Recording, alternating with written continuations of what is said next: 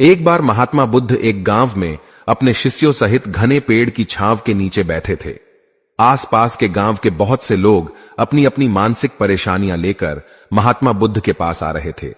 महात्मा बुद्ध उन सब की मानसिक परेशानियों का समाधान देते।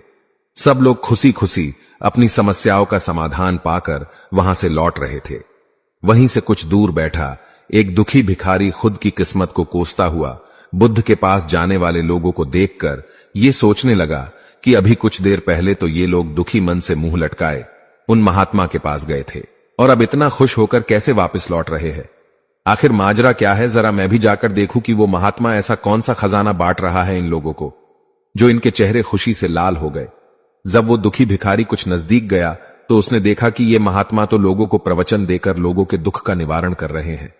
ये देखकर भिखारी के मन में भी तीव्र इच्छा हुई कि क्यों ना मैं भी अपना दुख इन महात्मा को बता दूं, मुझे भी अपने दुख का समाधान अवश्य मिलेगा। बस फिर क्या था, समाधान पाने की लालसा लिए भिखारी महात्मा बुद्ध के सामने पहुंचा और हाथ जोड़कर प्रणाम करते हुए बोला, हे महात्मा बुद्ध, मैं भी लोगों की मदद करना चाहता हूं। मेरी बहुत इच्छा है कि मैं लोगों की मदद करूं, लेकिन मैं मदद कैसे करूं? मैं तो बहुत गरीब हूं, ना तो मेरे पास धन है, ना ही कोई वस्तु जिससे मैं किसी की मदद कर सकूं। मैं चाहकर भी किसी की मदद नहीं कर सकता। मुझे भगवान ने इतना गरीब क्यों बनाया? हे महात्मा, मुझ पर कुछ कृपा करो। इतना बोलते हुए भिखारी रोने लगा।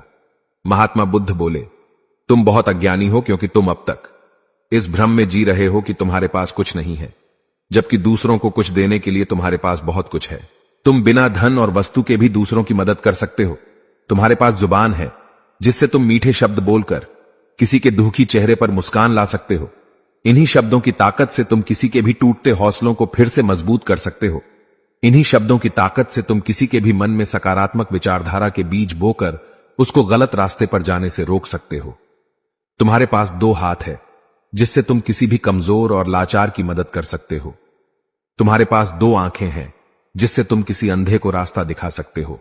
तुम किसी के लिए दुआ कर सकते हो सकता है तुम्हारी दुआ से किसी के बिगड़े काम फिर से बन जाए। तुम किसी के अच्छी सेहत की कामना कर सकते हो, लेकिन अज्ञानतावश तुम अब तक इस बात को समझ नहीं पाए और इस भ्रम में अब तक जीते रहे कि तुम्हारे पास मदद करने के लिए कुछ नहीं। किसी की मदद करने के लिए धन और वस्तु का होना अनिवार्य नहीं है। बिना धन और वस्तु के भी हम कई प्रकार से लोगों की मदद कर सकते हैं।